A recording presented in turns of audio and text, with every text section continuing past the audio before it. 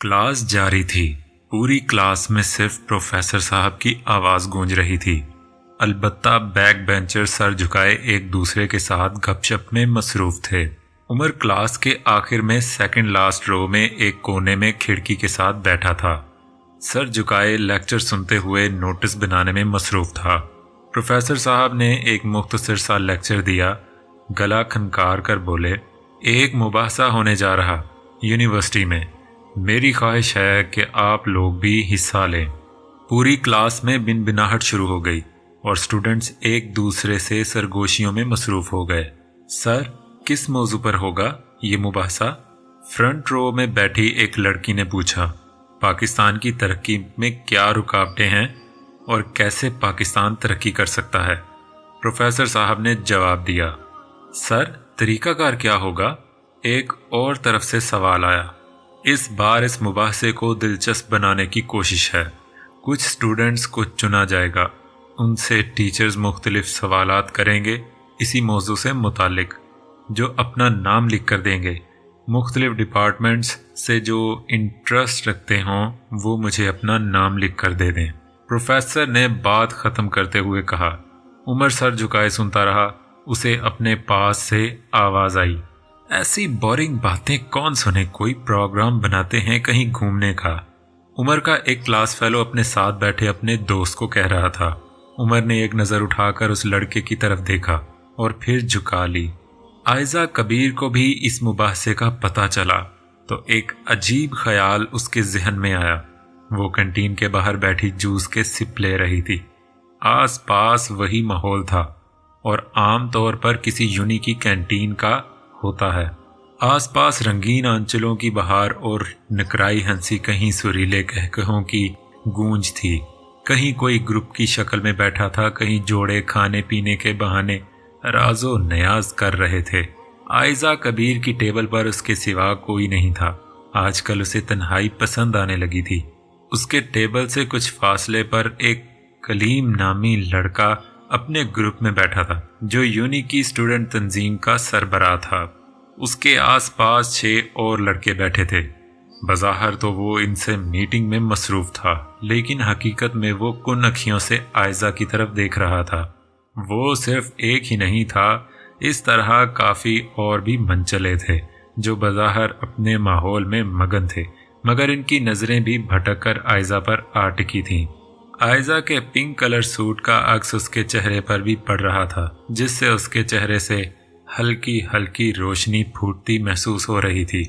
कुछ ये रोशनी, कुछ आयजा का हुस्न मिलकर इतनी कशिश पैदा कर रहा था कि एक बार देखने वाला बार बार देखने पर मजबूर हो जाता। बेशक हुस्न तो खुदा ने दिया था, मगर उस हुस्न को और हसीन बनाना आयजा को खूब आता था। लेकिन चेहरे पर ऐसा वकार भी कायम था कि कोई भी बात करने से पहले सोचने पर मजबूर हो जाता। आयजा भी एक ही शख्स को सोच रही थी। झुकी आंखें, खून से रंगीन पेशानी और रुखसार, धीमा लहजा, जज्ब में डूबी आवाज, आंखों से गिरते 2 आंसू के कतरे, ये सारी तस्वीरें बार बार उसकी आंखों में गर्दिश कर रही थीं। उसका बेइख्तियार दिल चाहा उम्र की आवाज सुने, उसे और देखे। उसके जहन में एक अजीब ख्याल आ रहा था, मगर अकल इससे इख्तलाफ कर रही थी, मगर दिल जिद पर अड़ा था। आखिर दिल की जीत हुई। उसने कलीम की तरफ देखा, जो उन अखियों से ही इधर ही देख रहा था। आयजा की नज़र खुद पर पड़ी देखी तो चौंक कर सीधा हो गया। आयजा ने उसे अपनी तरफ आने का इशारा किया। कलीम ने आसपास और फिर पीछे देखा कि क्या वाकई मुझे बुला रही है। यकीन दहानी होने पर कि वाकई उसे बुलाया है, वो कुर्सी धकेलता हुआ खड़ा हुआ और आयजा के पास आकर खड़ा हो गया। जी फरमाइए, बड़ी शाइस्तगी से उसने कहा, लेकिन खुशी उसके रों रों से फूटती महसूस हो रही थी। बैठिए, आयजा ने दूसरी तरफ बड़ी कुर्सी की तरफ इशारा करते हुए कहा। कलीम ने कुर्सी संभाल ली। आस पास बैठे कई लड़के हसद और रश्क की नज़रों से कलीम को देख रहे थे। आपसे एक काम था, अगर आप कर सकें तो। آئزہ نے لاپرواہی سے کہا۔ جی بتائیے، انشاءاللہ ضرور ہو جائے گا، کلیم نے یقین دہانی کرواتے ہوئے کہا۔ اسلامیات کے ڈپارٹمنٹ میں لاسٹ سیمسٹر کا ایک اسٹوڈنٹ ہے جس کا نام عمر ہے۔ میں چاہتی ہوں وہ مباحثے میں حصہ لے، وہ چاہے یا نہ چاہے، میں بس اس کو مباحثے میں شریک دیکھنا چاہتی ہوں۔ اگر تم یہ کر سکتے ہو تو ٹھیک، ورنہ اور بھی راستے ہیں۔ آئزہ نے مقصد کی بات بھی کر دی اور یہ بھی جتا دیا کہ یہ کوئی بڑا احسان نہیں ہوگا۔ الفاظ کا چناؤ بھی ایسا کیا کہ الٹا کلیم کو محسوس ہوا، کلیم کو محسوس ہو۔ اسے اس عزت افزائی کا موقع دے کر آئزہ نے اس پر احسان کیا ہے۔ جی یہ تو کوئی بڑی بات نہیں، انشاءاللہ آپ کا کام ہو جائے گا، یہ سارا میں نے ہی مینج کرنا ہے، سو نو پرابلم، کلیم نے بھی یقین دلاتے ہوئے کہا۔ بہت شکریہ، کام ہو جانے کے بعد شکریہ کے طور پر آپ کو ایک ٹریٹ میری طرف سے، آئزہ نے شان بے نیازی سے کہا۔ جی اس کی کوئی ضرورت نہیں، آپ نے پہلی بار کوئی کام کہا ہے، اگر آئندہ بھی کوئی کام ہو تو ضرور بتائیے گا۔ ویسے آپ ایسا کیوں چاہتی ہیں؟ کلیم بات کو طول دے کر زیادہ سے زیادہ بات کرنے کے موڈ میں تھا۔ وہ میرا مسئلہ ہے، آپ کا شکریہ، میں جا رہی ہوں، مباحثے میں پتہ چل ہی جائے گا کام ہوا یا نہیں، آئزہ نے اٹھتے ہوئے کہا اور یونی کے گیٹ کی طرف چل پڑی۔ اس کے دل و دماغ میں جنگ سی چل رہی تھی۔ تم نے اچھا نہیں کیا، اس بیچارے پر کیا گزرے گی جب اچانک اس کا نام مباحثے کے لیے پکارا جائے گا؟ اس نے تو تیاری بھی نہیں کی ہوگی، دماغ کہہ رہا تھا جبکہ دل دفاع کر رہا تھا۔ موضوع ایسا ہے، امید ہے وہ سنبھال لے گا۔ اسے بولتے، اسے دیکھنے کی خواہش عروج پر تھی، خود جا کر کیسے بات کرے؟ انا بھی مغرور تھی۔ حیدر کو تکلیف تو ہوئی مگر وہ ماسٹر کے سامنے، ان دونوں کے سامنے کمزوری ظاہر نہیں کرنا چاہتا تھا، اس لیے اس نے سوچے سمجھے بغیر پتلے نما بیگ پر لگے دائروں پر ضربیں لگانا شروع کر دیں۔ چند ہی منٹوں میں اسے محسوس ہوا جیسے اس کے ہاتھوں کی پشت سے خون رسنا شروع ہو گیا ہے، لیکن وہ دانت پر دانت جمائے پنچنگ کرتا رہا یہاں تک کہ ماسٹر کی آواز سنائی دی۔ اب بس کرو۔ حیدر نے سکا سانس لیا اور ماسٹر اور ان دونوں کی طرف دیکھا۔ ان دونوں کے چہروں پر تحسین کے اثرات تھے۔ تم میں ان دونوں سے زیادہ قوت برداشت اور قوت ارادی ہے، ماسٹر نے اس کی تعریف کرتے ہوئے کہا۔ پہلی بار جب انہوں نے پنچنگ شروع کی تھی تو تم سے بہت پہلے ہی انہوں نے ہمت ہار دی تھی، ماسٹر نے وضاحت کرتے ہوئے کہا۔ ان دونوں نے عجیب سا منہ بنا لیا۔ تم تینوں بیٹھ جاؤ، ماسٹر نے اگلی ہدایت دیتے ہوئے کہا۔ عموماً انسان کی کیا خواہشات ہوتی ہیں؟ ماسٹر نے سوال کیا۔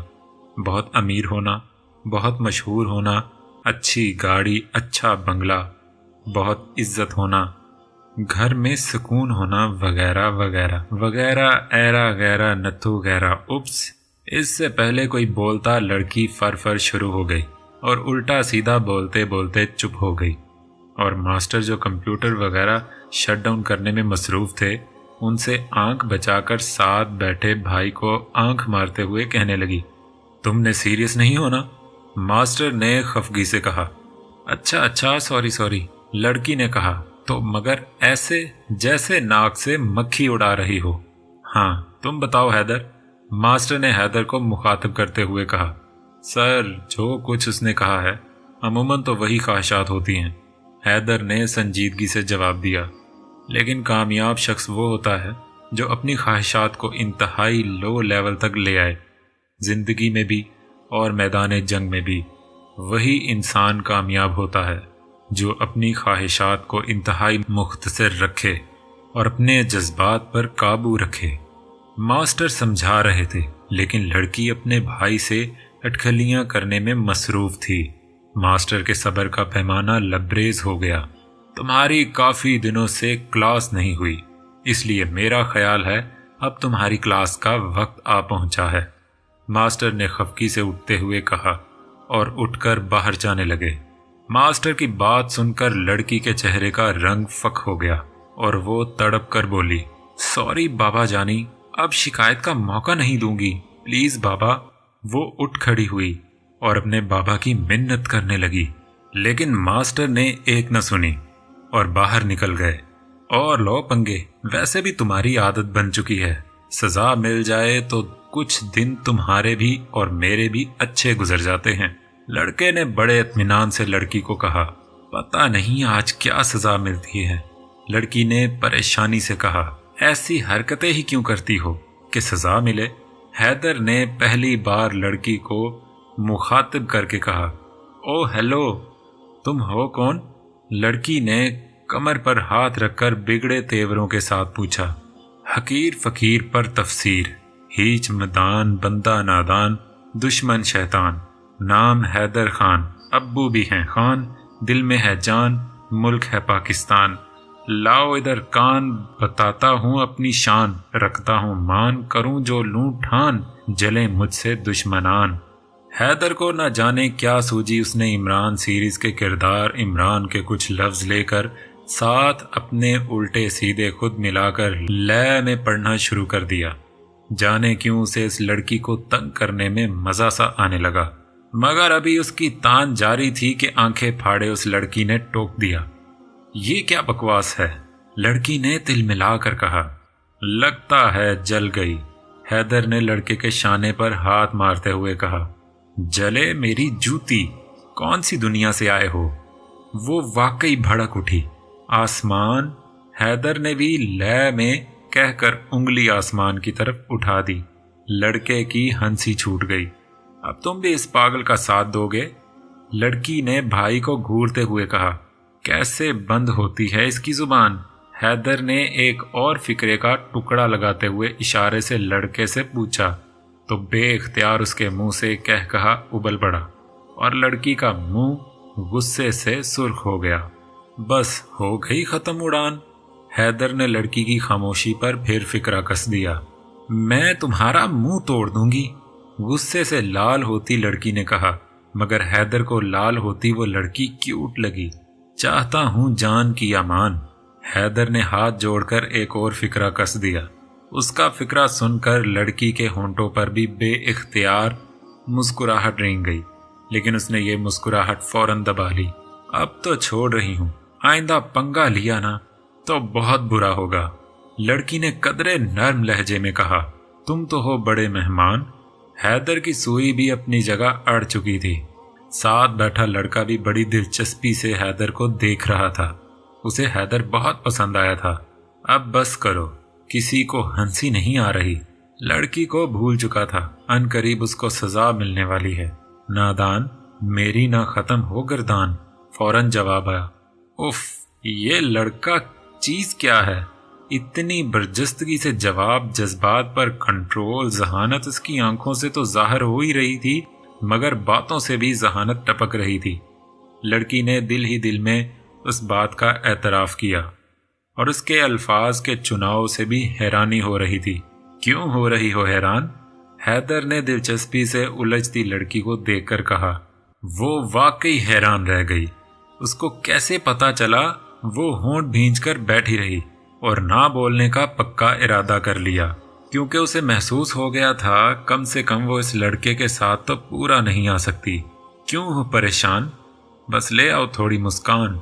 हैदर का जहन इस वक्त पूरी ताकत से फिक्रे मिलाने में मसरूफ था। तुम हो पूरे शैतान, लड़की के मुंह से बेइख्तियार निकल गया। हैदर इसकी बात सुनकर हंस पड़ा। शैतान नहीं हूं, इंसान जिसे समझना नहीं आसान। हैदर ने इतना कहा ही था, उससे पहले कुछ कहता या कोई और कुछ कहता, मास्टर अंदर आते दिखाई दिए। उनके हाथों में शीशे का एक बड़ा जार था। अलीम को 10 मिनट इंतजार करना पड़ा था। फिर आहिस्ता आहिस्ता कासिम की हालत एतदाल पर आने लगी। डॉक्टर अपनी कुर्सी पर बराजमान था, जबकि अलीम दीवार के साथ सोफे पर बैठा था, जबकि नुमान दीवार के साथ टेक लगाए खड़ा था और कमरे के बीचों बीच कालीन बिछे फर्श पर कासिम दराज था। उसके हाथ और टांगें शल हो चुकी थीं। ऐसी बुरी हालत से उसे आज तक नहीं गुजरना पड़ा था। पानी, कासिम के कांपते मुंह से लरसते हुए अल्फाज निकले। अलीम फौरन उठा और डॉक्टर के टेबल पर पड़ी बोतल और ग्लास उठाकर कासिम की तरफ बढ़ा, लेकिन कासिम ने एक हाथ से ग्लास को साइड पर किया और बोतल छीन कर मुंह से लगा ली। कासिम इतनी बेसब्री से पानी पी रहा था कि आधा पानी उसकी बाछों से होकर कपड़ों पर गिरने लगा। पानी पीकर कासिम को यूं लगा जैसे वो जहान में आ गया हो। पानी पीकर वो नीचे ही लेट गया। उसका पूरा जिस्म दर्द से टूट रहा था। काफी देर वो इसी तरह लेटा रहा। फिर आहिस्ता आहिस्ता वो उठकर बैठा। डॉक्टर, मुझे पेन किलर और एनर्जी का इंजेक्शन लगाओ। उसके चेहरे पर चट्टानों जैसी सख्ती थी। डॉक्टर ने कासिम की बात सुनकर फौरन इंटरकॉम के जरिए नर्स को बुलाया। नर्स आई तो डॉक्टर ने उसे हिदायत दी। थोड़ी ही देर में कासिम को इंजेक्शन्स लग चुके थे। कासिम ने अपने अब्बू अलीम का सहारा लेते हुए खड़ा हुआ और अपने अब्बू को घर चलने का कहा। अपने अब्बू और नुमान के सहारे वो आहिस्ता आहिस्ता चलते हुए गाड़ी तक पहुंचा। नुमान ने फौरन पिछला दरवाज़ा खोला और कासिम को बिठाया और खुद तेज़ी से घूमकर ड्राइविंग सीट पर बैठकर गाड़ी घर की तरफ ले जाने लगा। मैं कसम खाकर कहता हूँ, मैं उस खौला को इबरत का निशान बनाऊंगा। उसने चंद लोगों के सामने मुझे तमाशा बनाया। मैं पूरी दुनिया में उसका वो तमाशा बनाऊंगा कि वो किसी को मुंह दिखाने लायक नहीं रहेगी। दुश्मन की ताकत का पता चलाना जरूरी होता है। जंग में अब मुझे पता चल चुका है। अब उसी के हिसाब से चाल चलूंगा। उसका वो हाल करूंगा कि वो तड़प तड़प कर मौत मांगेगी। कासिम ने जहरीली और इंतकाम भरे लहजे में नफरत से कहा। कासिम की आवाज़ में ऐसी दरिंदगी थी कि नुमान की रीढ़ की हड्डी में सनसनाहट की लहर दौड़ गई, मगर उसने और अलीम ने कासिम की इस बात का कोई जवाब नहीं दिया। खोला को घर पहुंचे अभी 2 घंटे ही हुए थे कि राशिद भाई भी आ गए। खोला ने अभी तक किसी को होने वाले हादसे का नहीं बताया था। उसे हैरत तो तब हुई जब 1 घंटे बाद बाबा जानी भी तशरीफ़ ले आए। ये उसके लिए हैरत की बात थी, क्योंकि अमूमन बाबा से इतनी जल्दी मुलाकात नहीं होती थी। बाबा जानी के चेहरे पर बरहमी के आसार थे। आते ही उन्होंने खोला और ज़रार को तलब कर लिया। ज़रार तो सो रहा था, उसे उठाया गया और तलबी का परवाना दिया गया तो वो भी आंखें मलता हुआ ड्राइंग रूम में पहुंच गया। बाहर हल्के हल्के बादल और खुशगवार ठंडी हवा चल रही थी, मगर ना जाने क्यों खोला को ड्राइंग रूम का दर्जा हरारत बढ़ता हुआ महसूस हुआ। तुम दोनों किसकी इजाज़त से मेरी लैब गए थे और किसकी इजाज़त से वहां की चीज़ें चुराईं? बाबा ने बरहमी से पूछा। ज़रार तो हैरत से मुंह फाड़कर बाबा जानी को देखने लगा, जबकि खोला ने शर्मिंदगी से सर झुका लिया। बाबा, यहां आने से पहले मैं गई थी तो एक डिब्बे में चंद शीशियां पड़ी थीं। उन पर वैनम का नाम और खुसूसियात लिखी थी, तो वो पढ़कर मैं रह न पाई और एक शीशी ले ली थी। मैंने आपको बताना था, यही सोच कर ली थी, मगर उसके बाद आपसे मुलाकात ही नहीं हुई। परसों जो मुलाकात हुई तो उसमें कासिम वाला मामला चल निकला, इसलिए जहन में ही नहीं रहा। खोला ने धीमे लहजे में वजाहत देते हुए कहा। और फिर तुमने उसका तजुर्बा कासिम पर कर दिया? बाबा ने तंज करते हुए कहा। खोला हैरत व इस्तेजाब से बाबा को देखने लगी। आपको किसने बताया? खोला ने हैरानगी से पूछने लगी, लेकिन बाबा ने दरमियान में ही टोकते हुए बरहमी से कहा, इस बात से कोई फर्क नहीं पड़ता, मुझे कैसे पता? मुझे इस हरकत की वजह बताओ। ज़रार और राशिद चौंक कर खोला की तरफ देखने लगे। सोच एक ही थी, ये कब हुआ, कैसे हुआ? खोला ने बताया क्यों नहीं? बाबा, उसने मुझे अगवा करने की कोशिश की थी, खोला ने इंकशाफ करते हुए कहा। ज़रार और राशिद ये बात सुनकर उछल पड़े, लेकिन बाबा गौर से खोला की तरफ देखते रहे। ये कब की बात है? कैसे? कब हुआ? ज़रार ने सवालात की बौछार करते हुए कहा।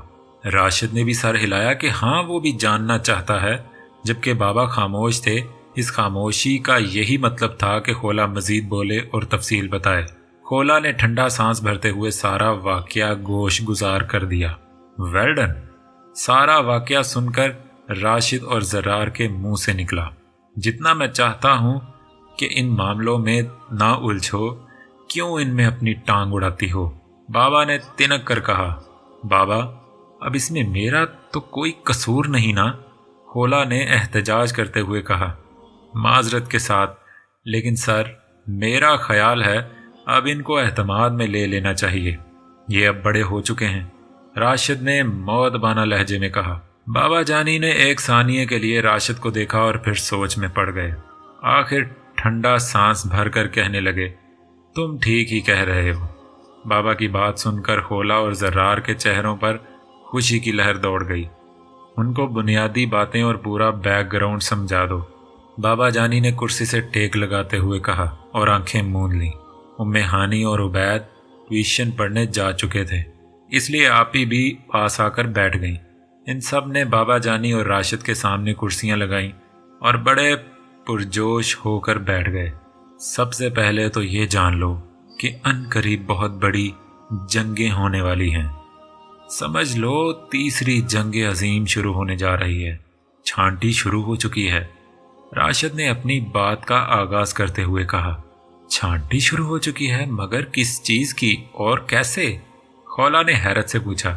اب تک پوری دنیا میں جو صورتحال ہے وہ یہ ہے کہ عام انسان کو کچھ نہیں پتہ چل رہا کہ کیا حق ہے کیا باطل، کون درست ہے کون غلط، کون سا فرقہ ٹھیک ہے کون سا نہیں، مگر اب حق اور باطل الگ الگ ہونے جا رہے ہیں۔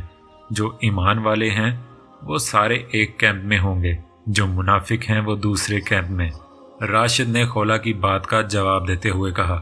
ایک کے راوی حذیفہ بن یمان ہیں، جسے قرطبی ابن کثیر اور نعیم بن حماد نے درج کیا ہے، اور دوسرے کے راوی وہب بن منبع رضی اللہ تعالیٰ عنہ ہیں، جو سنن الوارد فی الفتن میں موجود ہے۔ اس حدیث کے مطابق دنیا میں خرابی و تباہی پھیل جائے گی، اور یہ اس وقت تک نہیں ہوگا جب تک مصر خراب نہ ہوگا۔ مصر تب خراب ہوگا جب بصرہ میں خرابی آئے گی، اور بصرہ کی خرابی عراق کی خرابی سے شروع ہوگی۔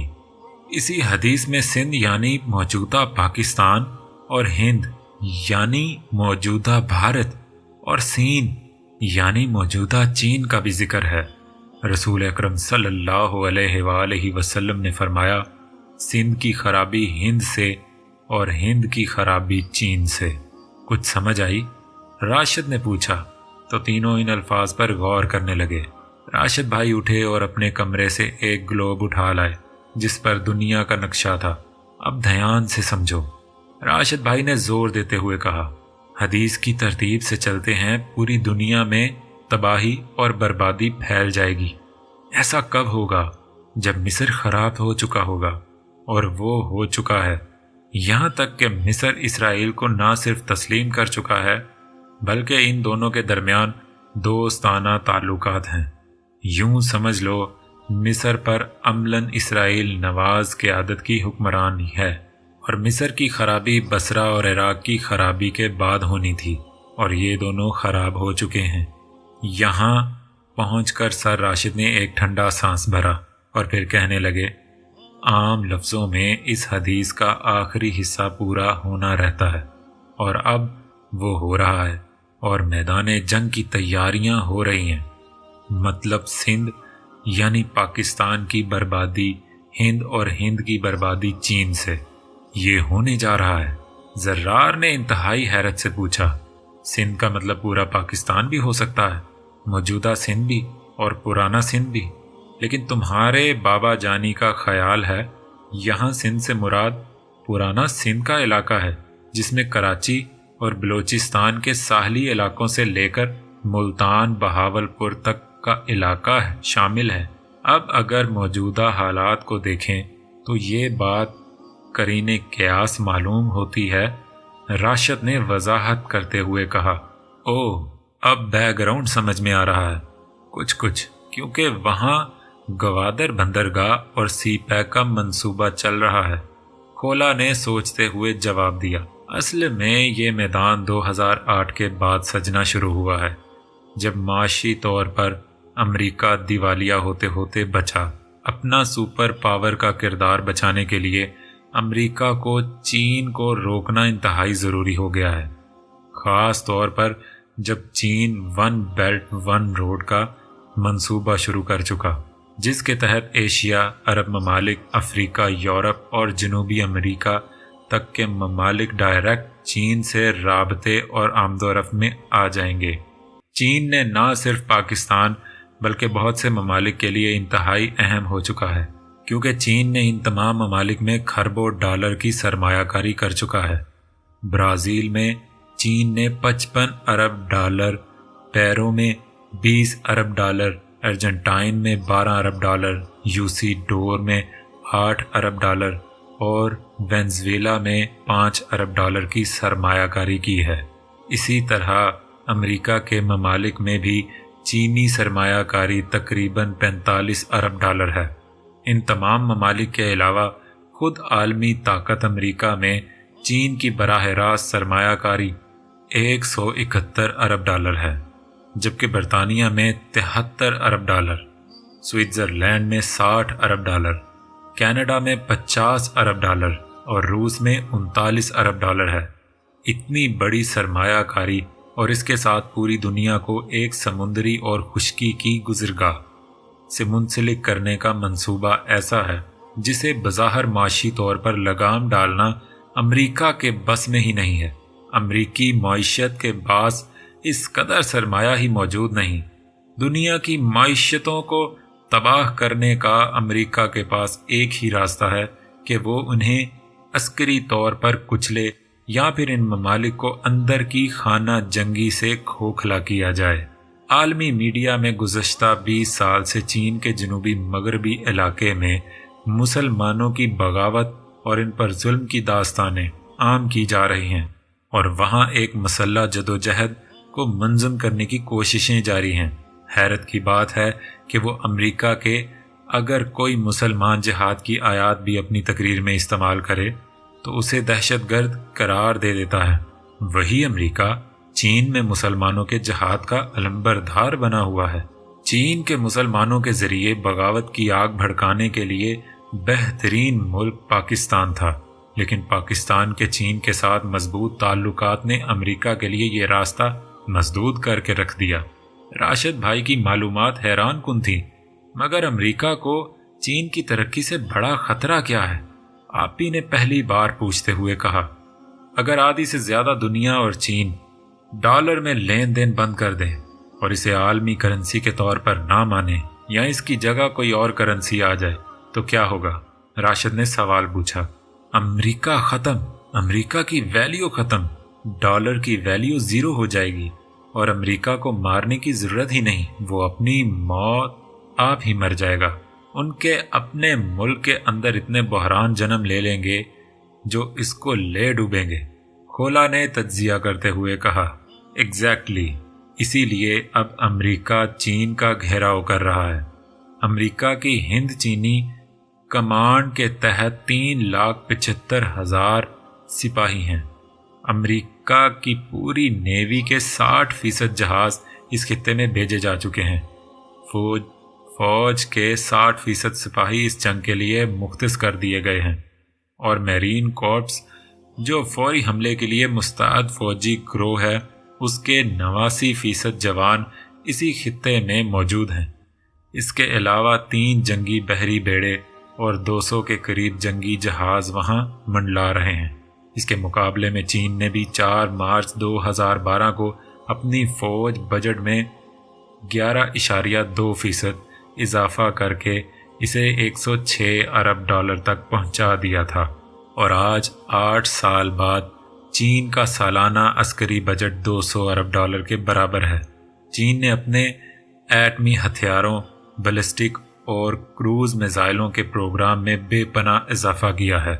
امریکہ نے اس خطے کے تقریباً 15 قریبی ممالک کو اپنا اتحادی بنایا ہے، جن میں بھارت، جاپان اور آسٹریلیا 3 بنیادی اراکین ہیں۔ امریکہ نے اپنا سب سے پہلا فوجی اڈا آج سے 120 سال قبل 1898 میں فلپائن میں بنایا تھا، جہاں اس کی افواج آج بھی موجود ہیں۔ اس کے علاوہ جنوبی کوریا میں موجود امریکی اڈا بھی بہت زیادہ اہمیت کا حامل ہے۔ سمندر میں امریکہ کے 200 بحری جہاز موجود ہیں، جن میں 5 بڑے جہاز ہیں جن پر فائٹر طیارے موجود ہیں، اور وہ ان بحری جہازوں سے حملے کے لیے پرواز کر سکتے ہیں۔ یہ وہ نقشہ ہے جو اس خطے میں موجود افواج کا ہے۔ اس کے علاوہ اس خطے میں جنگ کی صورت میں فوری طور مستعد ریزرو میں 1100 فائٹر جہاز اور 1,30,000 نیوی کے سپاہی بھی امریکی چھاؤنیوں میں مختص کر دیے گئے ہیں۔ یہ تمام عسکری قوت صرف اور صرف امریکہ کی ہے۔ اتنی بڑی عسکری قوت کے بارے میں امریکی ماہرین کی رائے یہ ہے کہ یہ چین کا مقابلہ کرنے کے لیے تھوڑی ہے۔ امریکہ کو آسٹریلیا، جاپان اور بھارت کے علاوہ دیگر 1 درجن ممالک کو بھی اس مقصد کے لیے ساتھ ملانا چاہیے تاکہ چین کی ترقی اور قوت کو لگام ڈالی جا سکے۔ اسی لیے اب بھارت کے ذریعے لداخ وغیرہ کے مقام پر چھیڑ چھاڑ شروع کر دی گئی ہے۔ یہ جنگ تو دنیا میں تباہی لے آئے گی، کھولا نے کامتے ہوئے کہا۔ حدیث کے الفاظ ہیں، پورے تو ہو کر رہیں گے۔ بابا جانی نے اٹھ کر سیدھے ہوتے ہوئے کہا، تو بابا جانی آپ لوگ کیا کر رہے ہیں؟ کھولا نے اشتیاق سے پوچھا۔ ہمیں کالے جھنڈے والوں کا انتظار ہے، تب تک ہم اندرونی دشمنوں سے لڑ رہے ہیں، بابا جانی نے کہا۔ اب یہ کالے جھنڈے والے کون ہیں؟ زرار نے حیرت سے پوچھا۔ بہت سی باتیں ہیں جو ابھی سربستہ راز ہیں، بابا جانی نے ٹھنڈا سانس بھرتے ہوئے کہا۔ کیا مطلب بابا؟ زرار نے پوچھا۔ مطلب یہ کہ جتنی بھی قرآنی آیات ہیں یا حدیث ہیں وہ اشارہ کرتی ہیں، ان میں تفصیل اور جزیات کو بیان نہیں کیا جاتا، بابا کی بجائے راشد نے جواب دیتے ہوئے کہا۔ کچھ احادیث ہیں، پہلے وہ سمجھو پھر دیکھتے ہیں کیا سامنے آتا ہے۔ حضرت ثوبان رضی اللہ تعالیٰ عنہ کہتے ہیں، رسول اللہ صلی اللہ علیہ وآلہ وسلم نے فرمایا، جب تم دیکھو کالے جھنڈے خراسان سے آئے ہیں تو ان میں شامل ہو جانا، کیونکہ ان میں اللہ کا خلیفہ مہدی ہے۔ دوسری حدیث جو سنن ابن ماجہ کی ہے، حضرت عبداللہ سے روایت ہے کہ وہ کہتے ہیں کہ ہم رسول اللہ صلی اللہ علیہ وآلہ وسلم کے پاس تشریف فرما تھے کہ بنی ہاشم کے کچھ نوجوان آئے، جن کو دیکھ کر آپ صلی اللہ علیہ وآلہ وسلم کی آنکھیں سرخ ہو گئیں اور چہرہ کا رنگ تبدیل ہو گیا۔ حضرت عبداللہ کہتے ہیں کہ میں نے کہا کہ ہم آپ کے چہرے پر ناپسندیدگی کے اثرات دیکھ رہے ہیں۔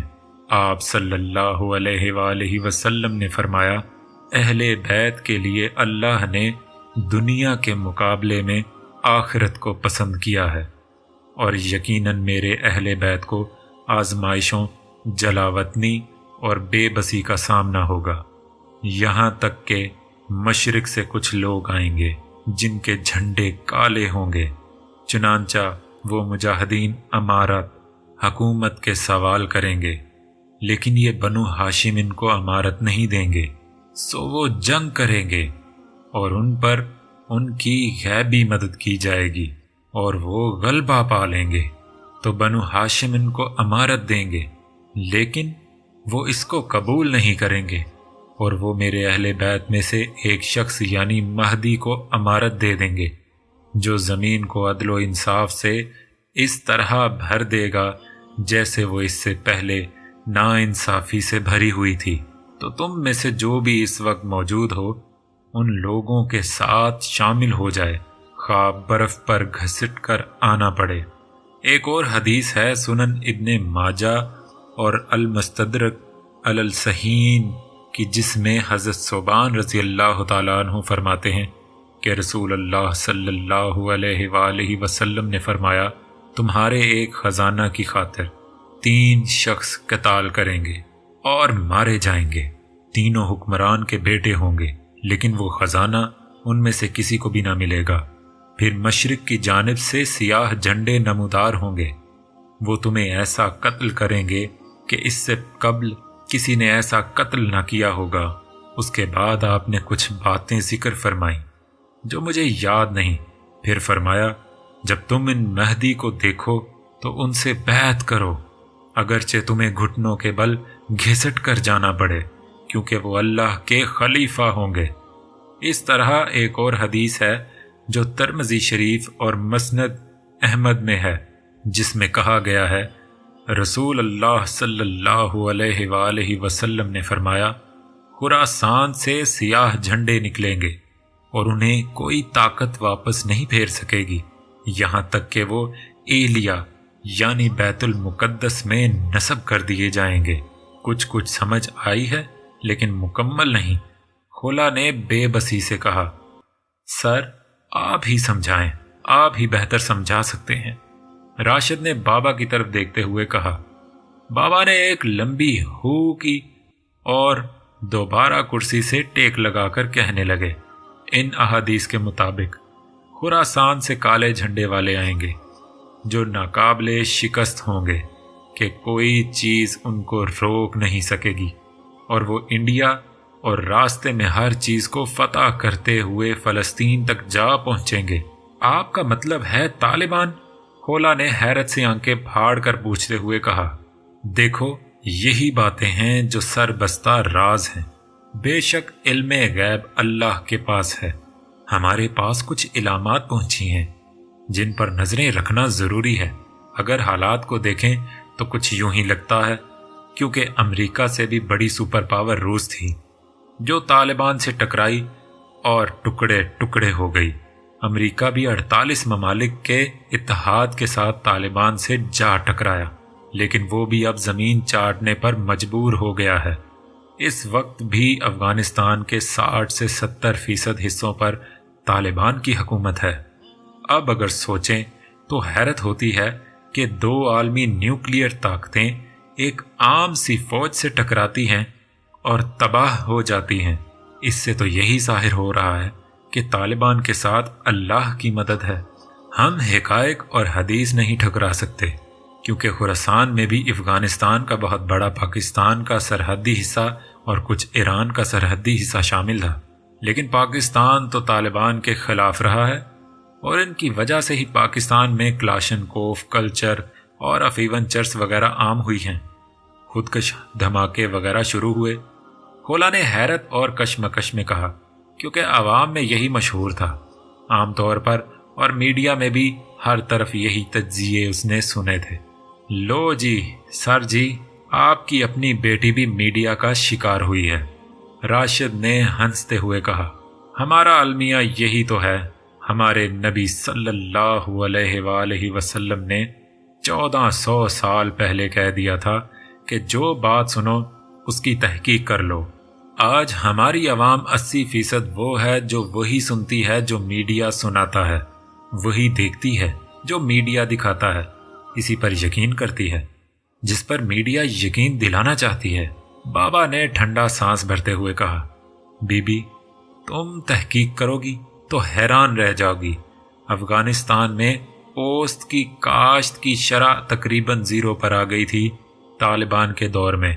ان کی سختی اور اسلامی قوانین کی وجہ سے، اور پاکستان کی آرمی نے پہلی بار طالبان کی وجہ سے سکھ کا سانس لیا تھا، اور افغانستان کی سرحد کی طرف سے، کیونکہ ادھر سے مداخلت کا امکان نہ ہونے کے برابر رہ گیا تھا۔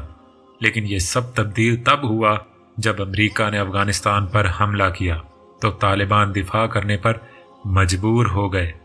انڈیا کو موقع مل گیا وہاں سرمایہ کاری کرنے اور وہاں بیٹھ کر افغانستان کی کٹ پتلی حکومت کے تعلقات بڑھانے کا، جس میں انڈیا کامیاب ہو گیا، اور تحریک طالبان پاکستان کی آڑ میں بلوچستان اور پاکستان میں اپنا کھیل کھیلنے لگ گیا۔ جاؤ ذرا تحقیق کرنا، خودکش حملے پاکستان میں مشرف کے دور میں شروع ہوئے، اس سے پہلے ان کا کوئی وجود نہیں تھا۔ اسی وقت کلاشن کوف کلچر شروع ہوا، اسی وقت منشیات کی شرح بہت بڑھ گئی۔ بابا جانی نے وضاحت کرتے ہوئے کہا، اب تو امریکہ بھی پاکستان کی منتیں کرنے پر مجبور ہو گیا ہے کہ تہاڈی مہربانی ساڈی طالبان نال معاہدہ تے صلح کروا دیو۔ راشد نے مسکراتے ہوئے کہا، جب سے امریکہ اور طالبان میں امن کی بات ہوئی، امریکہ سے زیادہ بھارت کی چیخیں نکل رہی ہیں، کیونکہ وہاں بھارت کی ساری سرمایہ کاری ڈوب چکی ہے، اور پاکستان کی مجبوری بن چکی ہے کہ وہ طالبان کے ساتھ کھلم کھلا سپورٹ کرے، کیونکہ انڈیا اور کابل کی حکومت میں بہت اچھے تعلقات ہیں۔ بھارت نے اسی لیے ایران سے بہترین تعلقات قائم کرتے ہوئے چابہار بندرگاہ قائم کی تاکہ وہ پاکستان کا سہارا لیے بغیر افغانستان سے تعلقات بنا سکے اور افغانستان کو متبادل راستہ مل سکے تاکہ پاکستان کو انڈیا اور افغانستان کے درمیان سینڈوچ بنایا جا سکے۔ لیکن طالبان کی فتح امریکہ کی پسپائی نے انڈیا کا خواب چکنا چور کر دیا۔ چین اور روس اس معاملے میں پاکستان اور طالبان کے ساتھ کھڑے ہیں۔ بابا جانی نے کہا، اس کا مطلب ہے امام مہدی کا دور بہت قریب آ چکا ہے۔ غزوہ ہند بھی قریب ہے کیونکہ طالبان ابھر رہے ہیں، ان کے ساتھ اب پاکستان بھی کھڑا ہے اور چین بھی، اور انڈیا جنگ جیسی غلطی کرے گا اور منہ کی کھائے گا۔ کھولا نے سوچتے ہوئے کہا، ایگزیکٹلی۔ راشد نے جواب دیا، حضور صلی اللہ علیہ وآلہ وسلم کی احادیث کے مطابق جب امام مہدی کا ظہور ہوگا اس وقت خیبر تک یہود و نصارہ کی حکومت ہوگی۔ اس کے آثار نظر آنے لگ گئے ہیں کیونکہ رفتہ رفتہ تمام عرب ممالک اسرائیل کو تسلیم کرنا شروع ہو چکے ہیں۔ اسی لیے کہا تھا چھانٹی شروع ہو چکی ہے، جو جس کیمپ میں ہے وہ وہیں جا رہا ہے۔ بابا جانی نے افسردہ لہجے میں کہا، یہ سب ہمارے اندازے ہیں، مگر اتنا پتہ ہے کہ حدیث کے الفاظ تو پورے ہو کر رہیں گے اور اہل نظر سمجھ رہے ہیں۔ راشد بھائی نے اپنی بات کا اضافہ کرتے ہوئے کہا۔ اسی بات کو بابا نے آگے بڑھاتے ہوئے کہا، دوسری حدیث کو دیکھیں تو ابھی کچھ ہفتوں پہلے ہی کئی سعودی شہزادوں کو گرفتار کیا گیا، جس میں مشہور ولید بن طلال بھی شامل تھا۔ بغاوت کی خبریں بھی مشہور ہوئی تھیں اور اندرون حالات سعودی شاہی خاندان میں اختلافات جنم لے چکے ہیں، اور حدیث کے مطابق بادشاہ کی وفات ہوگی، جس کے بعد بادشاہی حاصل کرنے کے 3 شہزادے لڑیں گے، جنہیں کالے جھنڈے والے آ کر ہرائیں گے، اور پھر یہ امارت حضرت امام مہدی کے حوالے کریں گے۔ بے شک اہل نظر سب سمجھ رہے ہیں۔ اب جیسے علامہ اقبال کو لے لو، وہ صرف شاعر مشرق ہی نہیں، ایک پکے مسلمان اور اہل نظر تھے، اسی لیے انہوں نے آج سے 100 سال پہلے کہہ دیا تھا، گراں خواب چینی سنبھلنے لگے، ہمالیہ کے چشمے ابلنے لگے۔ ماسٹر نے آتے ہی وہ جار میز پر رکھا اور لڑکی کو گردن سے پکڑا اور جار کی طرف لے جانے لگے۔ لڑکی مچلنے لگی اور کہنے لگی، بابا پلیز لاسٹ ٹائم چھوڑ دیں، اب نہیں پلیز۔ مگر ماسٹر کچھ نہیں سن رہا تھا۔ حیدر انتہائی پریشان ہو گیا، پتہ نہیں ماسٹر کیسی سزا دینے والا ہے۔ اس کے دل میں ہول اٹھنے لگے۔ اس کا دل کیا وہ ماسٹر کی منت کرے کہ اس بار وہ لڑکی کو چھوڑ دیں، لیکن ایسا کہنے کی ہمت نہ ہوئی۔ حیدر کے برعکس وہ لڑکا دلچسپی سے یہ سب دیکھ رہا تھا اور اس کے چہرے پر اشتیاق کے تاثرات تھے، جیسے وہ سزا دیکھنے کے لیے بے چین اور بے قرار ہو۔ حیدر کو اس لڑکے پر حیرت ہونے لگی، جو بجائے پریشان ہونے کے دلچسپی اور مزے سے دیکھ رہا تھا۔ ماسٹر نے ایک ہاتھ سے جار کا ڈھکن کھولا اور لڑکی کو گردن سے دبوچ کر اس کا منہ اس جار کے اندر ٹھونس دیا۔ جار کے اندر شاید کوئی گیس تھی، کیونکہ حیدر کو ہلکا ہلکا سا دھواں سائیڈ سے نکلتا ہوا دکھائی دیا، اور باقی سارا سانس کے ساتھ اس لڑکی کے اندر جا رہا تھا۔ تھوڑی دیر ماسٹر نے ایسے ہی پکڑ کر رکھا لڑکی کو، پھر لڑکی کو چھوڑ کر جار کا ڈھکن بند کیا اور کرسی پر آ کر بیٹھ گئے۔ حیدر دہشت ناک ہو کر لڑکی کی طرف دیکھنے لگا، جس کا چہرہ سرخ ہو رہا تھا۔ 1-2 بار اس لڑکی نے سر جھٹکا، پھر اس کے منہ سے کہا نکلا اور لڑکی زور زور سے ہنسنے لگی۔ حیدر کو لگا جیسے وہ پاگل ہو چکی ہے۔ حیدر خوف سے کھڑا ہو گیا۔